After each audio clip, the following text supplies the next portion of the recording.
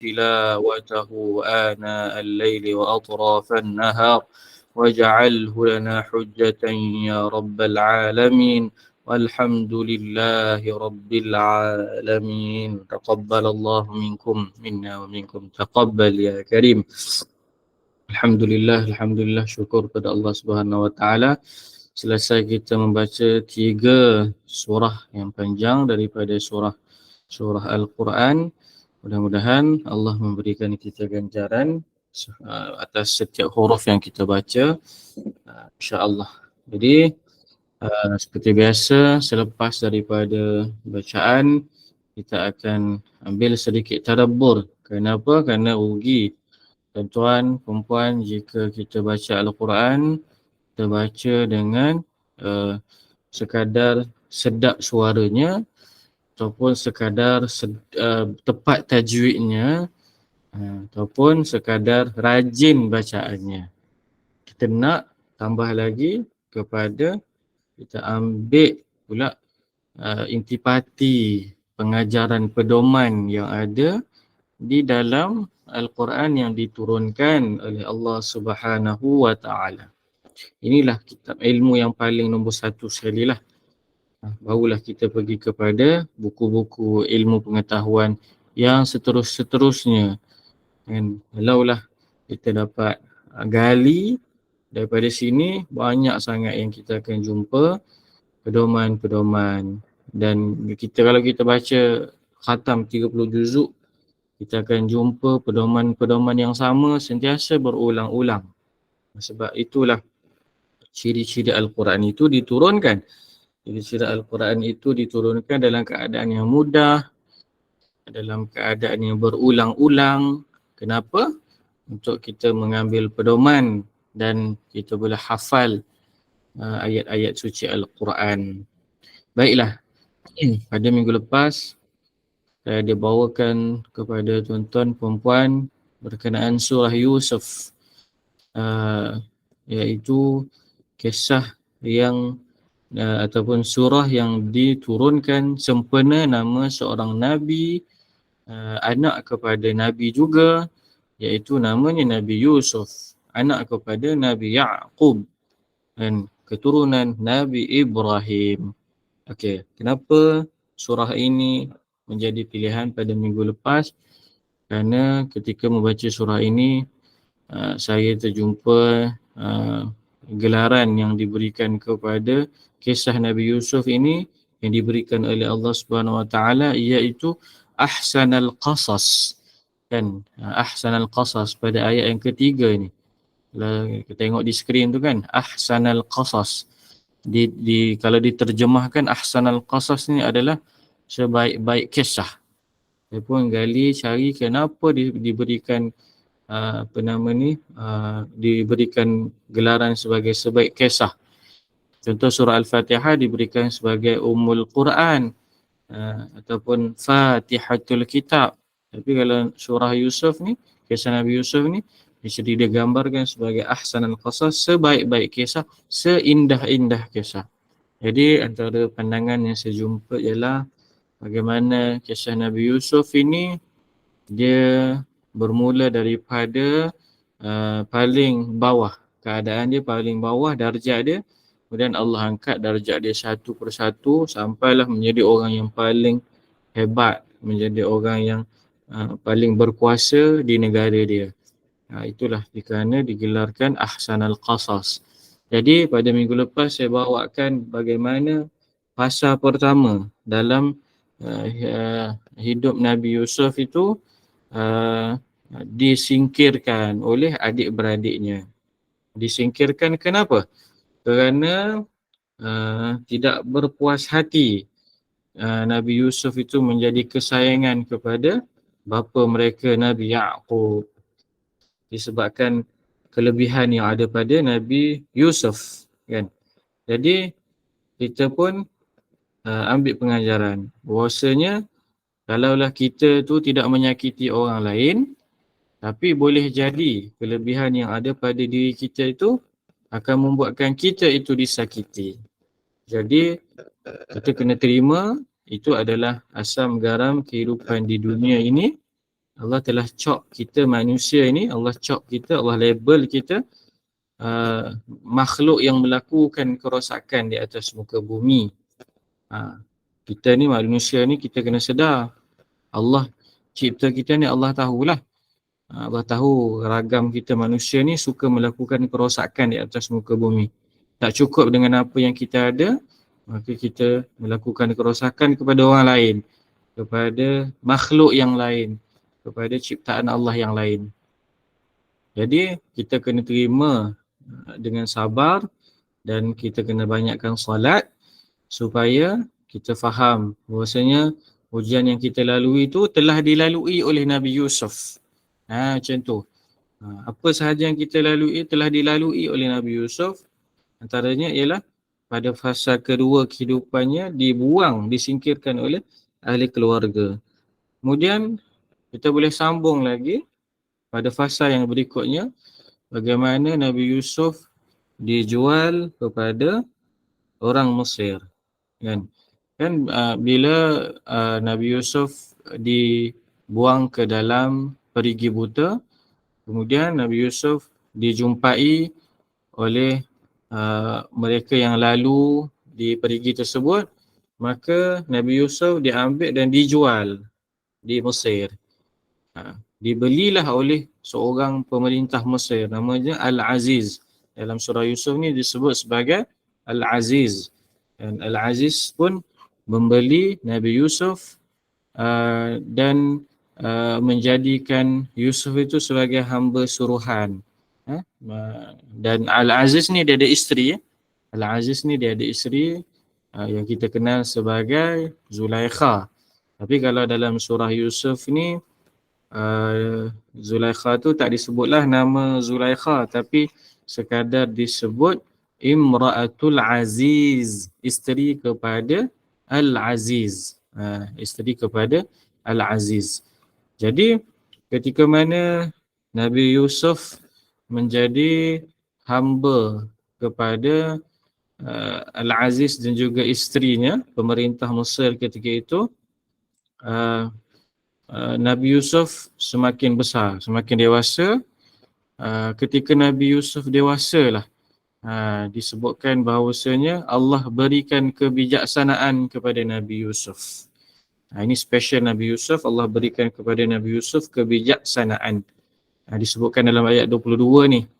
Ketika mana Nabi Yusuf tu dah 22, ayat 22. Ketika Nabi Yusuf sampai ke peringkat umurnya yang sempurna, kami beri kepadanya kebijaksanaan serta ilmu pengetahuan, dan demikianlah kami membalas orang-orang yang berusaha memperbaiki amalannya. Kita tengok, kita nak masuk pada fasa berikutnya. Bagaimana ketika Nabi Yusuf besar, Nabi Yusuf diberikan kebijaksanaan oleh Allah SWT, dan Nabi Yusuf diberikan ketampanan juga. Nabi Yusuf diberikan ketampanan, kan satu kelebihan ketampanan. Jadi bila Nabi Yusuf tu memiliki wajah yang tampan, maka Nabi Yusuf mulalah dirayu oleh isteri Al-Aziz. Tuan dia tadi, bos dia tadi. Nabi Yusuf dirayu, digoda. Nabi Yusuf digoda. Akhirnya Nabi Yusuf terpaksa mengelak daripada godaan itu sampai terkoyak baju Nabi Yusuf. Dan ketika itu juga tertangkap dengan Al-Aziz. Ketika mana peristiwa kejam mengejar tu, godaan tu sampai terkoyak baju Nabi Yusuf di bahagian belakang, tersempak dengan Al-Aziz. Dekat sinilah ada soal jawab. Soal jawab yang menunjukkan bahawasanya siapa yang salah. Dari situ macam mana nak cari siapa yang salah? Melalui baju. Kalau koyak di bahagian hadapan, maksudnya Nabi Yusuf lah yang goda. Kan? Kalau koyak di depan, Nabi Yusuf goda. Tapi kalau koyak di bahagian belakang, maksudnya Nabi Yusuf digoda. Nabi Yusuf lari. Digoda, akhirnya terbuktilah Nabi Yusuf tu betul. Nabi Yusuf yang digoda. Jadi Al-Aziz minta supaya isterinya bertaubat, mohon ampun ke atas dosanya. Akhirnya tak puas hati juga. isteri Al-Aziz ni tak puas hati, macam mana dia buat?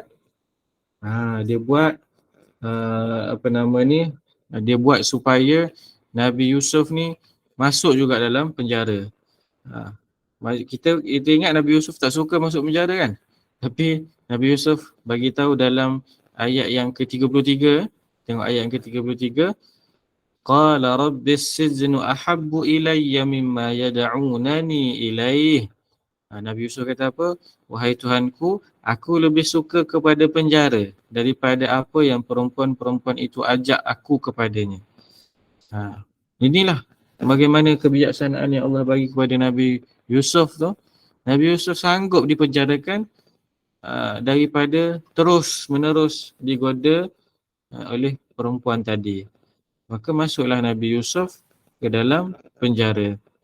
Kita ingat kalau kita lah duduk di tempat Nabi Yusuf kan, kita masuk dalam penjara, kita rasa itu adalah pengakhiran lah hidup kita. Kalau kita bayang masuk penjara kan. Tapi tidak. Nabi Yusuf, penjara tu bagi dia adalah salah satu pahala. Kerana dia boleh mengelakkan daripada maksiat. Dalam Nabi Yusuf dipenjarakan tu, kita boleh tanya balik diri kita, kalau kita duduk di tempat Nabi Yusuf itu, adakah kita akan bersabar seperti Nabi Yusuf? Ataupun kita jadi orang yang hilang pedoman? Ambil contoh lain lah, macam contohlah, minta jauh lah, kita minta jauh, kita terpaksa diberhentikan kerja kan. Contoh, minta jauh lah, minta tak jadilah pada siapa-siapa, kita diberhentikan kerja. Akhirnya kita pun rasa bahawasanya itu adalah pengakhiran hidup kita kat dunia. Maka ramailah orang yang mencabut nyawa daripada diri dia apabila dibuang kerja tu dan bunuh diri.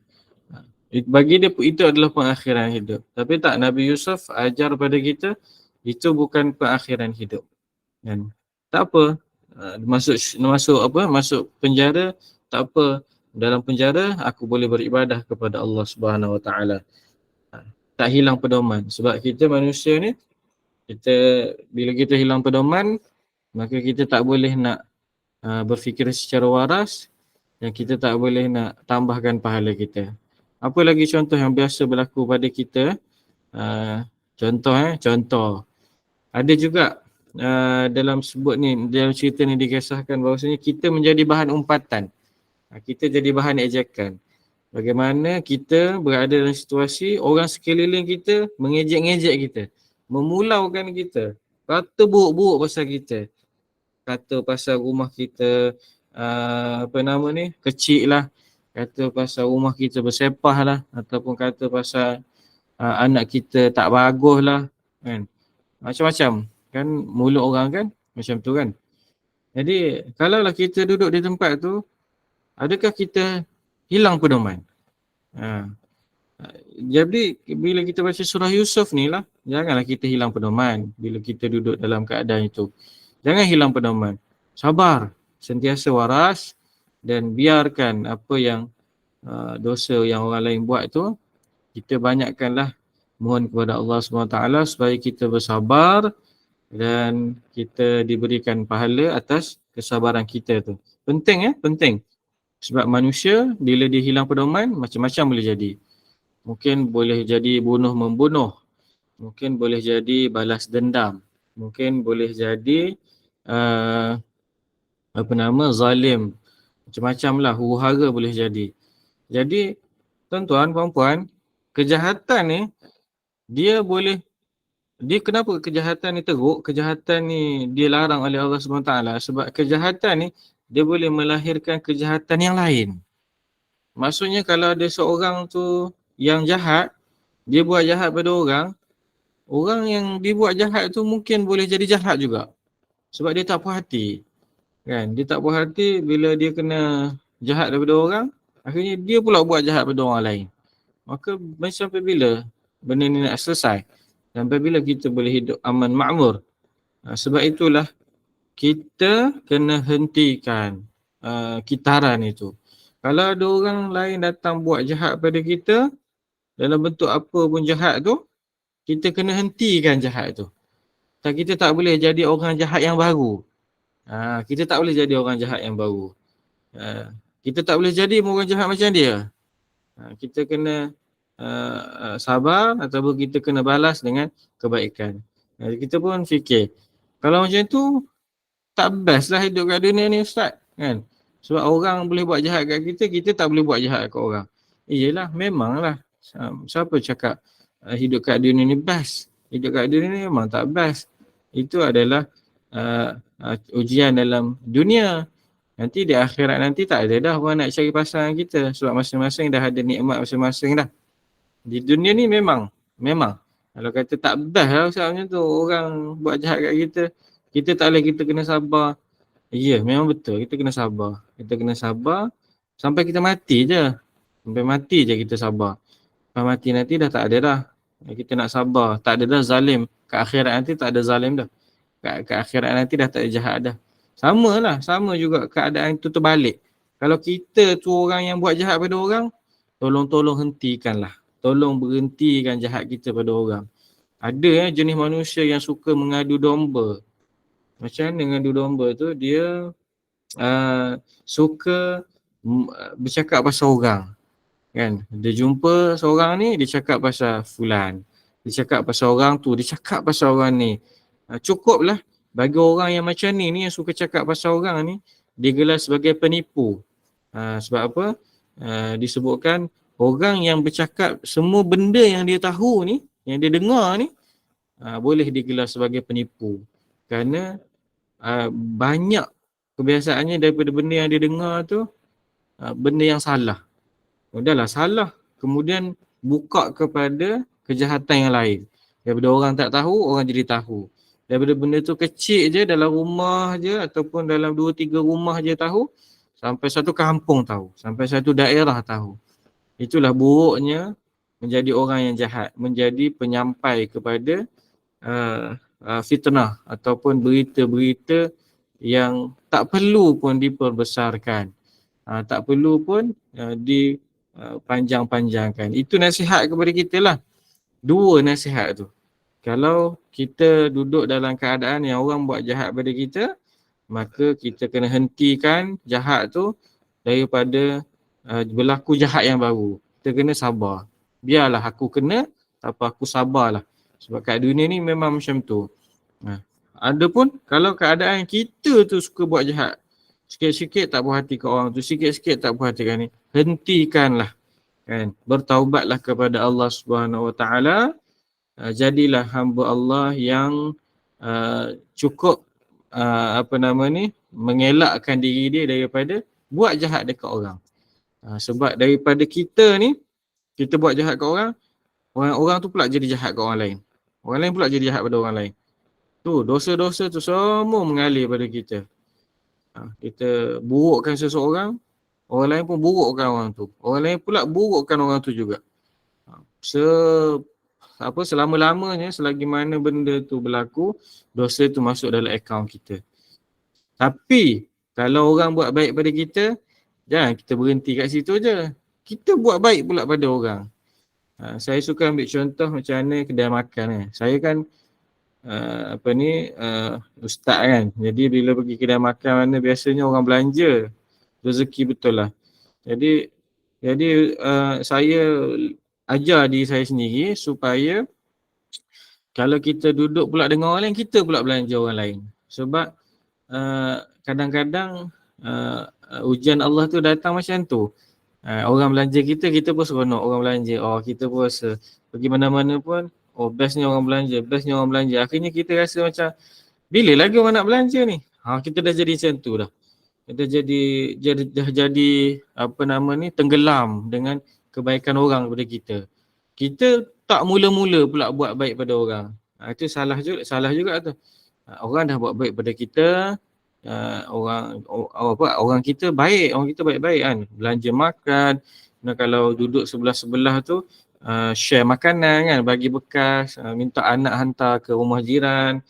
Lepas tu kalau sakit kita ziarah orang, kita bagi duit kan. Orang kita bagus. Kalau orang budak-budak sunat datang bagi duit, orang kita sangat bagus, alhamdulillah. Jadi kalaulah kita tu orang buat baik pada kita, jangan kita hentikan. Kita kena sambung baik tu pada orang lain pula. Baru betul. Tapi kalau jahat kita kena hentikan dekat kita. Baik kita kena sambung. Ingat tu. Ingat tu baik-baik supaya hidup kita aman, makmur, tenteram. Ya, macam mana yang Nabi Yusuf ajar pada kita. Nabi Yusuf sampai masuk penjara tapi Nabi Yusuf tak hilang pedoman. Nabi Yusuf tak balas dendam pun pada isteri Al-Aziz tu ataupun Zulaikha. Nabi Yusuf elok aja doa pada Allah supaya biarlah dia masukkan dalam penjara, kerana bagi dia penjara itulah yang akan membendung, melindungi dia daripada maksiat dengan wanita tersebut. Dan maka Allah makbulkanlah doa Nabi Yusuf tu sampai Nabi Yusuf masuk dalam penjara kan. Jadi itu fasa yang menarik bagaimana fasa kehidupan Nabi Yusuf memberikan pengajaran pada kita. Sebab itulah dia diberi sebagai ahsanal qasas, sebaik-baik kisah. Sebab daripada kisah Nabi Yusuf ni lah kita boleh belajar something yang Nabi Yusuf ajarkan pada kita supaya tidak hilang pedoman. Sebab apa? Sebab fitnah manusia ni ataupun keburukan manusia ni, kejahatan manusia ni, dia adalah satu ketentuan. Dia memang akan jadi. Lambat atau cepat je. Kita kata aku dah baik dah, aku dah buat baik pada orang tu, aku dah buat baik pada orang, aku tak pernah buat jahat pada orang. Tapi kenapa orang tak habis-habis buat jahat pada aku? Memang macam tu ya. Memang macam tu. Dunia ni memang macam tu. Sabarlah ya, sabar. Alhamdulillah kita duduk di Malaysia hari ni, kan, hari Malaysia kan. Alhamdulillah kita dah banyak sangat dah nikmat kat Malaysia ni. Cuba kita banding sahabat-sahabat, saudara-saudara kita dekat Morocco sekarang dengan Libya. Bagaimana mereka sampai tak tahu ahli keluarga dia hidup lagi ke tak. Maksudnya sampai sekarang tengah cari lagi yang tenggelam akibat banjir besar di Libya. Lepas tu yang di Morocco pula sebab gempa bumi. Allahu Akbar. Memang teruk sangat ujian yang dihadapi oleh sahabat-sahabat kita, saudara-saudara kita kat sana tu. Maka kita ni dah banyak nikmat dah Allah bagi. Tinggal lagi kita kena latih diri kita supaya kita sentiasa sabar, tahan daripada kejahatan manusia tu pada kita. Ya, mudah-mudahan dengan pesanan itu kita baca surah Yusuf lagi lepas ni, kita akan faham hebatnya Nabi Yusuf ni. Dan kena penjara pun sabar je dia kan, tak hilang pedoman pun. Jadi apatah lagi kita tak kena penjara pun, kita mungkin kena sikit-sikit je orang buat kat kita, lagi-lagilah kita kena sabar kan. Cukuplah setakat tu rasanya untuk malam ini. Saya boleh pulangkan semula kepada moderator yang bertugas. Baik, Alhamdulillah Ustaz, syukran jazilan kasiran. Masya Allah, dengarkan tazkirah Ustaz tu, nak saya simpulkan sedikit Ustaz, sabar tu kena sampai mati ya Ustaz. Masya Allah, nak tanya sikit pendapat Ustaz tentang ada kata-kata kita lah kan, kita sahabat-sahabat ataupun mana-mana pun kita dengar sabar tu ada limit dia. Betul ke Ustaz? Sabar tu memang perlu ada limit ataupun memang tak ada limit? Okey, baik. Sabar ada limit tu adalah menunjukkan kita manusia yang lemah lah. Manusia yang lemah, jadi kita pun ada tahap sabar kita tu kan. Tapi tahap tu kita boleh sentiasa tambah. Mungkin waktu kecil tahap sabar kita banyak ni je. Tapi bila kita besar sikit kita kena sabar lagi banyak. Bila kita tua lagi kita kena sabar lagi banyak lagi. Jadi kalau ada limit tu betul, sebab kita tak buat latihan sabar. Jadi sabar pun perlu latihan. Kita kena sabar, kita kena ambil pengajaran pedoman daripada satu hadis. As-sabru 'inda as-sadmatil ula. Sabar tu ketika mana kita kena tumbukan yang pertama kan. Kita bayang diri kita kalau kita duduk elok-elok, tiba-tiba datang orang tumbuk kita. Kan? Tumbuk, kita sakit tu, kita masa tu, kita sama ada nak tengok siapa cara kita nak balas balik ke, ataupun masa tu lah yang Nabi cakap, itulah kita kena betul-betul sabar. Kalau kita boleh sabar waktu kita mula-mula kena tumbuk tu, yang tu yang sabar yang paling tinggi sekali. Sabar paling tinggi sekali yang tu Nabi cakap. Contoh kita sayang kereta, kita sayang kereta ni, semua orang sayang kereta. Saya pun sayang kereta. Tiba-tiba kita bawa elok-elok, orang langgar kereta kita. Ya Allah, kita masa tu rasa macam kenapalah orang macam ni hidup macam tu lah. Kenapalah ada orang macam ni yang tiba-tiba langgar kereta aku ni, macam tu lah. Jadi latihan kita adalah masa kena tu, kita tengok ahli keluarga kita okey ke tak, semua ada selamat lagi ke tak. Okey, semua selamat. Okey, sebab alhamdulillah. Baru kita tengok tempat kita pun tengok orang yang langgar kita tu, dia okey ke tak, baru betul. Barulah tu kemuncak kepada segala-gala sabar. Ni kalau kita maki dulu, baru kita sabar tu pahala tu dah kurang dah sikit. Maksudnya bila kena mula-mula tu, siapa yang buat ni? Kurang ajar betul lah, macam tu kan. Kita maki-maki dulu. Oh ya Allah, sabar. Itu dah level nombor 3, nombor 4, nombor 5, nombor 6 dah tu. Nombor 100 dah tu. Jadi nak nombor 1, mula-mula kena tu dah sabar dah. Ya? Mungkin itu je lah yang boleh jawab soalan daripada yang bertanya tu. Okey, baik. Alhamdulillah. Harapnya sahabat-sahabat jemaah yang dirahmati Allah ada persoalan ke? Kalau ada apa-apa soalan nak ditanyakan kepada Ustaz, mungkin, tapi kita dah pukul 9 malam, mungkin Ustaz pun ada hal lain selepas ini. InsyaAllah harapnya tak ada soalan lah ya. Baik. Alhamdulillah, terima kasih Al-Fadhil Ustaz Fitri dan juga seluruh jemaah halaqah maya kita yang sudi bersama di dalam majlis ilmu kita pada malam ini. Semoga ada keberkatannya di dalam majlis kita dan juga semoga ada pengajaran yang perlu kita sama-sama amalkan, diri saya dan juga kita semua. InsyaAllah sama-sama kita upgrade level kesabaran kita. Yang baik itu daripada Allah, yang lemah yang kurang itu daripada kelemahan diri kita sendiri. InsyaAllah saya serahkan kembali majlis kita kepada Al-Fadhil Ustaz untuk sama-sama kita tangguhkan dengan tasbih kafarah dan suratul Asr. Silakan Ustaz. Subhanakallahumma bihamdika asyhadu an la ilaha illa anta astaghfiruka wa atubu ilaik. Bismillahirrahmanirrahim. Wal 'asr innal insana lafi khusr illa alladhina amanu wa 'amilus solihat wa tawassaw bil haqq wa tawassaw bis sabr. Alhamdulillah. Terima kasih Ustaz. Terima kasih semua. Jumpa lagi insya-Allah. Terima kasih. Assalamualaikum Ustaz. Assalamualaikum Ustaz. Semoga panjang umur, murah rezeki Ustaz.